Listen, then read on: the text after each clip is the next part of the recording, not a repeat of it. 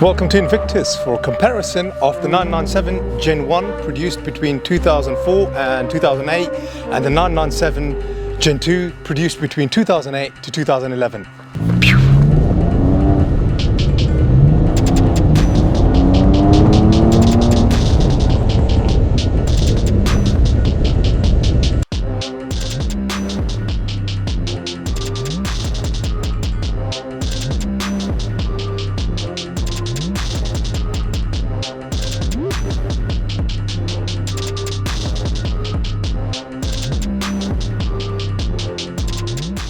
Firstly, the front bumper has been redesigned. You've got larger air intakes here at the front compared to the Gen 1. Obviously, you've got the LED daytime running lights, whereas you still got the older lights there. On the Gen 1, you still had the option of having the 997 turbo wheels. This has got the 19-inch sport design wheels, whereas this has got the 19-inch turbo. In terms of color scheme, this is the Bezel Black Metallic versus GT Silver. And if you come all the way to the back, you'll find the other notable difference on the exterior. And that is, if you pay attention here to the back, the rear bumper has been redesigned on the 997 Gen 2 in comparison to the Gen 1, and also the rear headlights are LED. But you could actually see the difference right here in this little detail, whereas this is just a nice, beautiful, wider cover in comparison to the two. This is actually a base 997 Carrera 2, so a standard from factory would have had this rectangle exhaust, almost like a rectangle wide box, as opposed to the twin tail sports tailpipes on both sides. And you also find this beautiful sort of diffuser like on the Carrera 997 Gen 2. A couple of other things. Let's open the back of this.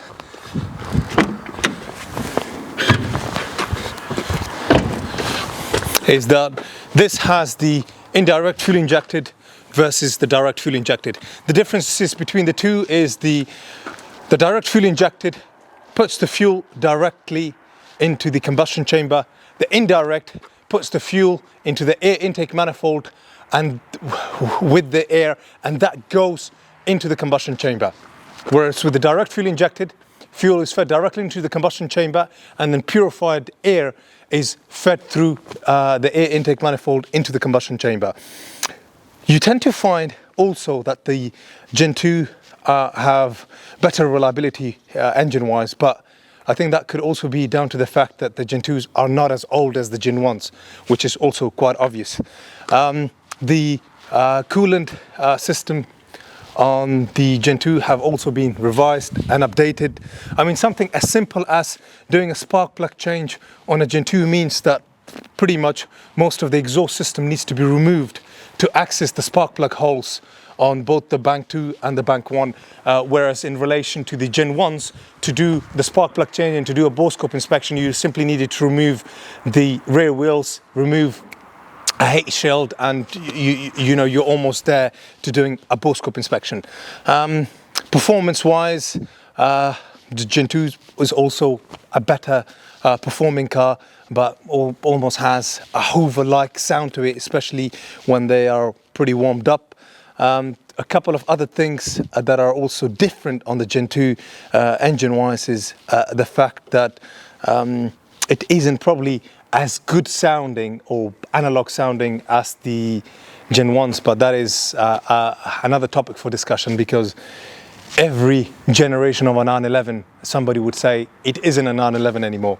And now let's just stop faffing around with the back. We're going to... So if you come in here this way, sorry, let me just talk to you about the Gen 1 first.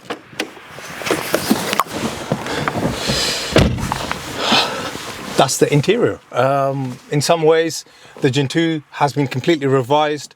This has the 6-speed manual, whereas that has the PDK, the Kupplungsgetriebe gearbox, and pretty much 70 to 80% of the people spec the Gen 2s with the PDK gearbox. It was, I think, cost about $2,000 more. So, yeah, the interior is, in some ways, completely revised from the ground up on the Gen 2, and you will actually see that in a minute. So this is still quite analog, and you know, in some ways both generations have hydraulic steering, similar braking system. Obviously the PCM on the Gen 2 has now become touchscreen and a little bit better connectivity, such as Bluetooth connectivity, but the Bluetooth connectivity is only for picking and dropping telephone calls, not for music. But it's improved in some ways, including the middle, the back, the seats, and you can spec the Gen 2s a little better than the Gen 1s. Let's get the cameraman on this side to talk about the inside of this. As mentioned, you find the PDK gearbox, which is an absolutely phenomenal gearbox, outperforms the manual any day of the week, but some people don't find it engaging enough. You've got the sport steering wheel here, which has got the pedal shifts, and as I said, the interior is completely revised. I mean, this is a more modern, up-to-date interior, but this is now going back to 2008. So in some ways, I would say it's outdated now in 2021. Similar layout as both the cars. They both built on the same platform. They were built on the 996 platform, which was introduced in 97 or 98. And talking about platform, the 996 in 98 was the third, from memory, sorry, was actually the second 911 built on a completely different platform. I think it was the second, the first being the original 911 and the second being the 996, and only the 991 that was produced in 2011, which was then put on a completely different platform, chassis, etc. In 2011. Now, in terms of values, it's an important topic. This has done very, very similar mileage. I mean, this is 82,000, 83,000. You can get the 997 Gen 1 for about 25,000. This is going to cost you more or less 40,000 pounds. And a lot of people at the minute sway towards the Gen 2s because they find them more reliable in comparison to the Gen 1.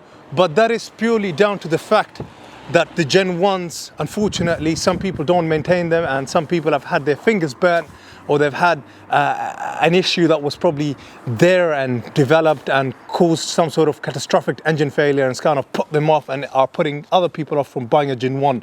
But as I said, the Gen 2s are not old enough for people to start to criticize the Gen 2s. But so values wise, if you want that, you've got to spend probably 10 to 15,000 pounds more in comparison to the Gen 1. What do I prefer of the two? Definitely the Gen 1, the nimble bodied Carrera 997 is my all-time favorite shape. I mean, we've got a delivery driver that probably picks and drops approximately 200 to 300 Porsches from various places every single year. And he tells me that this is his favorite shape 911. And he's been pleading with me to take him out on a test drive or let him have one for a weekend, which is something I will do, and more on that later. So thank you very much. I'm sorry to have a rather rushed review of a comparison between the two, but thank you very much for your time. Bye-bye.